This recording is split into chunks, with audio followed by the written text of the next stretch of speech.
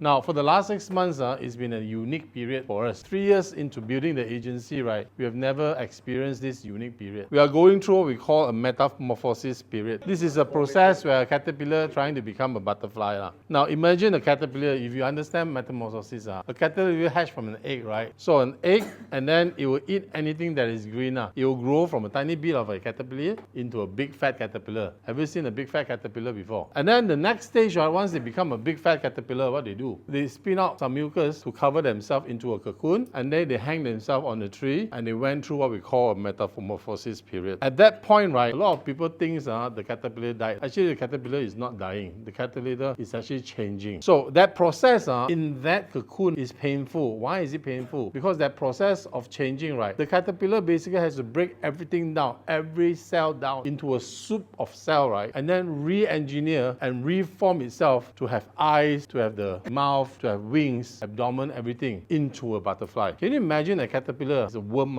and then it transforms itself totally to become an insect? The process is painful. If they doesn't go through this process, right, most caterpillar will die. If a caterpillar doesn't transform into a butterfly, it will die. If the caterpillar never transforms, also it will die, because such a big fat caterpillar, the birds will come and eat. The only way out is to transform into a beautiful butterfly, so that once they become a butterfly, right, what does a butterfly's job? The only job to become a butterfly is to reproduce and die, so that the next generation goes on, right? You have generations and generations of butterflies. So most of our agents, right, is going through what we call a metamorphosis period. The first year, you come in, very good, got roadshow, and I'm good at roadshow. I do. I don't know anything about persistency, I just do lah. And then after that 6 months, we introduce you to your warm market. Very good also, warm market. And from that 6 months to 18 months, production 200 over 300,000, income very good. And then when it comes to the third year, right, you go through a stage which is now the unpleasant stage of metamorphosis. You enjoy the fruits and the dividends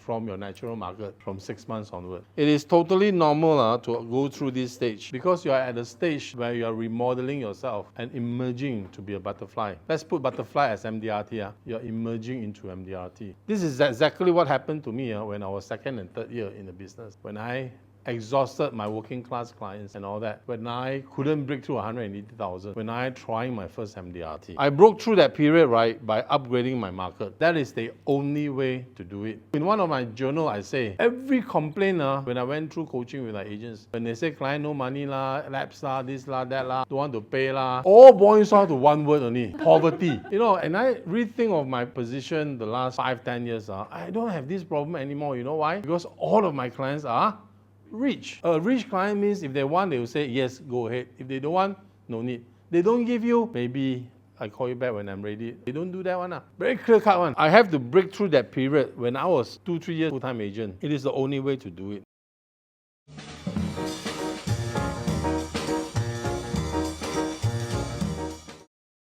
Now, if I wouldn't have break through that period, if I at that point decided that it's too hard, I'll just do back my own market. You know what will happen to me? I will go into a state that I'll become an ordinary agent. If I would have stayed there, right, I would have left the business. Now, how to break through this period? You just have to develop a client base that you have never developed before. You have to develop a client base that is richer, that is ideal, right for you. So now you decide what? You decide rich means richer. Now you decide what kind of household income you want your clientele to be. What is the minimum benchmark you want your ideal clientele to make? Because your client's income will decide whether you will break through or not. Now, if you decide that what kind of clients, how much income you have, right, you must also decide what kind of client you are most comfortable working with that fits your personality, character, habit, lifestyle, and your cognition. Cognition means the level of awareness. I give you an example. My level of awareness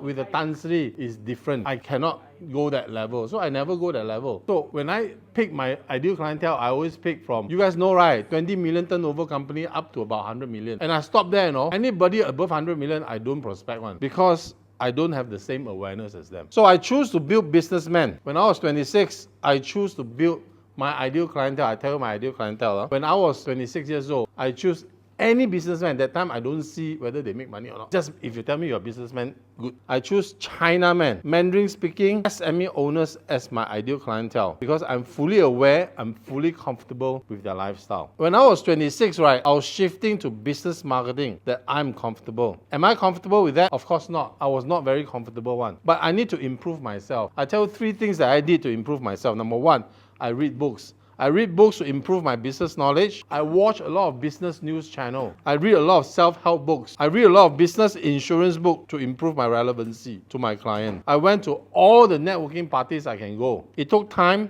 it took effort, and it took courage to perform 50% negative. That year, first 6 months, I performed 50% negative. Does it hurt? Yes, it hurts. At that point, right, I was lost, just like you. I'm blindfolded. I don't know what is happening next. Whether it will work or not, you don't know one, but you just have to press on. My boss told me one thing only, trust the process.